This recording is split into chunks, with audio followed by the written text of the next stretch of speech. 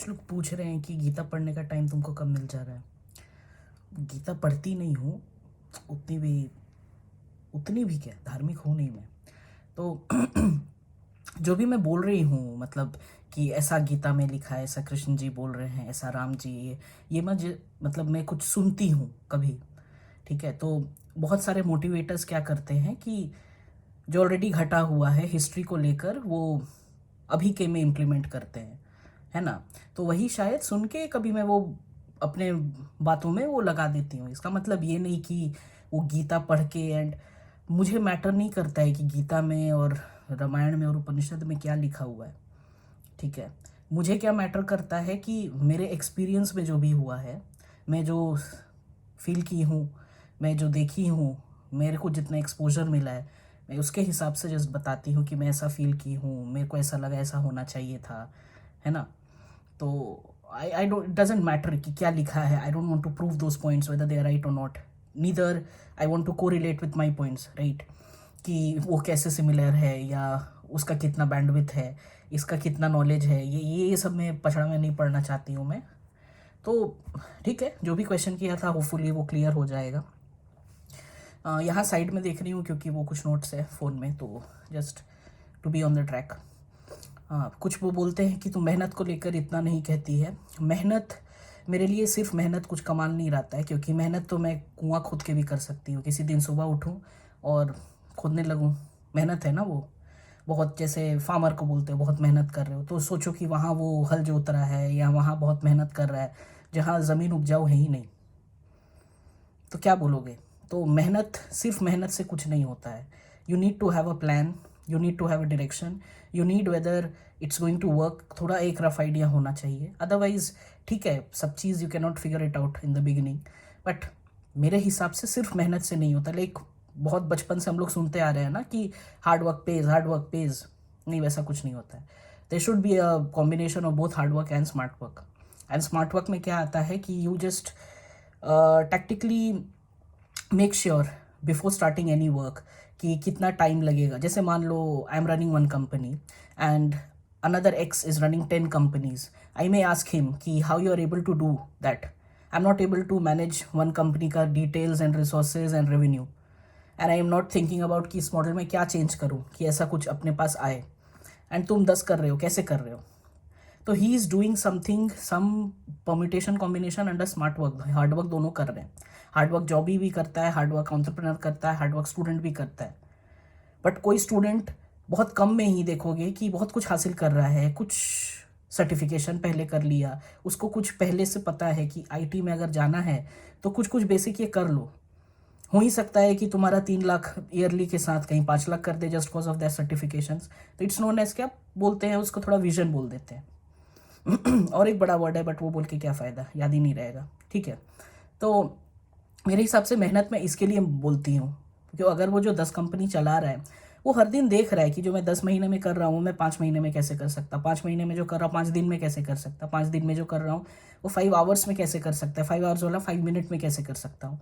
जैसे मेरे जो वीडियोस खुद ही के हैं, जो मैं लास्ट नवंबर अक्टूबर में स्टार्ट की हूँ, ऐसा लग रहा है जैसे मैं कोमा से उठी हूँ। एंड जो, ठीक है, वो एक नाजुक टॉपिक था, मेरी माँ को लेकर था, मेरी माँ की ज़िंदगी को लेकर था, एंड मेरे फैमिली एंड जो भी अराउंड सराउंड जो भी थे मेरे, तो may be that may have reflected my speech.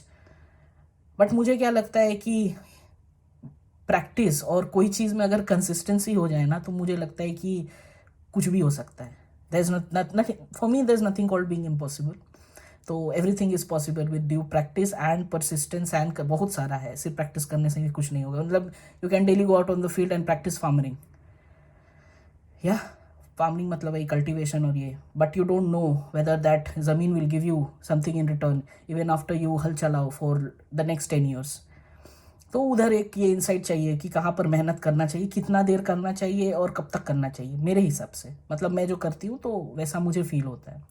फिर है, कुछ लोग बोलते हैं अपना टाइम आएगा, बी पेशेंट अभिलाषा, सब चीज़ अभी नहीं होगा। बहुत लोग ये बोलते हुए, मतलब बचपन से सुनते आई हूँ मैं कि सब चीज़ तुरंत नहीं मिल जाता है, हैव पेशेंस, पेशेंस पेज। मतलब कुछ बड़ा भी सोच रही हो, जॉब के अलावा, जॉब और ये क्यों बोलती हूँ, क्योंकि being creator and being walking a path which is already judged and walked by many, इसलिए थोड़ा वो अलग करती हूँ, so that it's easier to pass through my message. ठीक है, तो वक्त तभी बदलेगा जब हम खुद बदलेंगे। अपना समय तभी आता है जब एक टाइम पर हम उस लेवल तक बदल जाते हैं, जब समझ में आ जाता है कि अपना टाइम आ गया। इट्स नॉट दैट कि यू रिमेन द सेम, तुम सेम कर रहे हो, ना तुम्हारे में चेंज है, ना तुम्हारे हैबिट्स में चेंज है, ना तुम कुछ अलग कर रहे हो, ना कुछ अपग्रेड कर रहे हो, ना कुछ सर्टिफिकेशन कर रहे हो, ना कुछ पढ़ाई कर रहे हो, ना कुछ चीज़ में नॉलेज गेन कर रहे हो, या कुछ लोगों से बात कर रहे हो जो नहीं पढ़ाई करने का मन है, तो उन बातों से ही बहुत कुछ बन जाता है, बहुत कुछ वो ऐसा बता देते हैं। अब उसके लिए you need to keep an open mind so that you keep receiving stuff. क्योंकि क्या है कि आई बहुत बार मैं बोलती हूँ ना कि ये जो वेकेशंस और गेटवेज ये जो हम लोग करते हैं, हर बार जैसी वापस आओगे 1-2 दिन तक वो रहता है, या जाने के 2 दिन तक रहता है कि कुछ शिफ्ट होगा, कुछ बदलेगा, but after 2 days again everything is back to normal, because we never shuffle a mind. अपने को जस्ट वो क्लियर, वो ड्रिंक्स पीने से ठीक है बॉडी डिटॉक्सिफाई हुआ है, बट और सब कैसे, थॉट्स को कैसे करोगे? तो इसके लिए थोड़ा बहुत जिन्नत लगता है। ये साधु एंड ये बहुत प्रैक्टिस करते हैं। इट्स नॉट कि चुटकियों में ये हो जाता है, बट हाँ, ये एक्सेप्टेंस लेवल आना चाहिए कि मैं चेंज होना चाहता हूँ।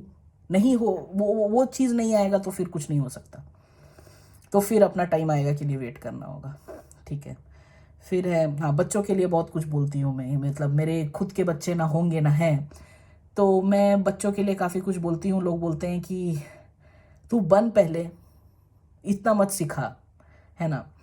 बच्चों के लिए मैं इसलिए बोलती हूँ क्योंकि मुझे क्या लगता है कि मेरे पेरेंट्स जैसे मुझे बड़े किए, या मेरे फ्रेंड्स के पेरेंट्स जैसे उनसे बड़े किए, अगर वो सेम चीज़ अपने बच्चों के साथ कर रही है, तो फिर आपका बच्चा पैदा करने का क्या मकसद? How can you expect the, I won't specify desh to change, that's impossible.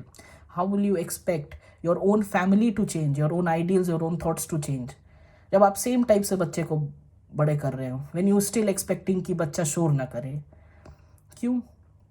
बच्चा बदमाशी ना करे, बच्चा उसके साथ खेले नहीं, इससे तो मतलब जितना बंदिशें हम लोग को थी, हमारे टाइम तो माँ बाप ऐसे ही इतना बिजी थे कि उतना देख नहीं पाते थे। अभी तो चलो लीव मिल जा रहे हैं, लीव मिल जा रहे हैं, उसके बावजूद कंप्लेंट्स है, उसके बावजूद पूरा फैमिली को बुलाया जा रहा है हेल्प करने वास्ते।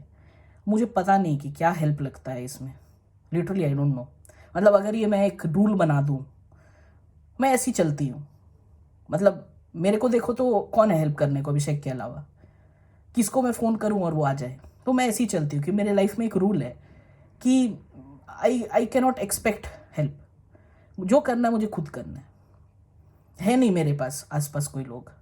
आई हैव, मतलब मैं सोच ली हूँ कि मेरे फैमिली में कोई भी नहीं है, सब everyone is dead, last of us का वो इफेक्ट है लगता। तो मैं क्या करूँगी अकेले? How can you, I can survive without them.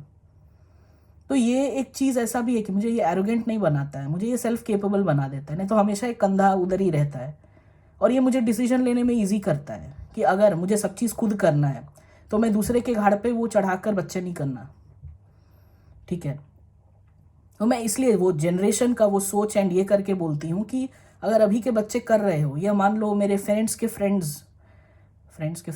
के बच्चे करे, और फिर वो मेरे फ्रेंड्स जैसे हैं जो उसको रेस किए हैं, कोई बहुत लीजड़ हैं, सुनते नहीं हैं, और मैं अच्छे से गाली दे देती हूँ अपने फ्रेंड्स लोग को, क्योंकि मेरे लिए फ्रेंडशिप वही है कि जहाँ कोई बंदिश नहीं, मैं जो मन है बोल सकती हूँ। अगर आप सुनने का ये में है, आप मेरे दोस्त हो, मतलब आप एक्सेप्ट किए हो मेरे फ्रेंडशिप, नहीं तो ठीक है, बट मैं कोई वो बायस नहीं करती हूँ कि मैं इससे ऐसे बात करूँगी, इससे ऐसे बात करूँगी। अगर दोस्त मान ली हूँ तो मैं घुस जाती हूँ उनके स्किन के अंदर, फिर एक्चुअल में पता चलता है कि वो किस हद तक वो दोस्ती स्वीकार करते हैं मेरा। दे विल गेट इरिटेटेड, क्योंकि मैच नहीं हो रहा है ना वो थॉट। इसलिए बोलते हैं अलाइक माइंड्स। जहाँ तुम्हारे ये पार्टनरशिप में भी वही होता है, पार्टनरशिप मतलब नॉट बिजनेस का, ये क्या बोलते हैं, हस्बैंड वाइफ का, दो लोग का इम्परफेक्शन ठीक है, बट अगर सोच में दिक्कत है कि मैं कुछ बोल रही हूँ जो इसमें ग्रोथ के लिए पॉसिबल है, वो कुछ मैं बोल रहा है मुझे जो मेरे ग्रोथ के लिए possible, but I am not ready to accept that, जबकि मंजिल दोनों का सेम है, तो इधर प्रॉब्लम होने लगता है। तो same goes with every relationship.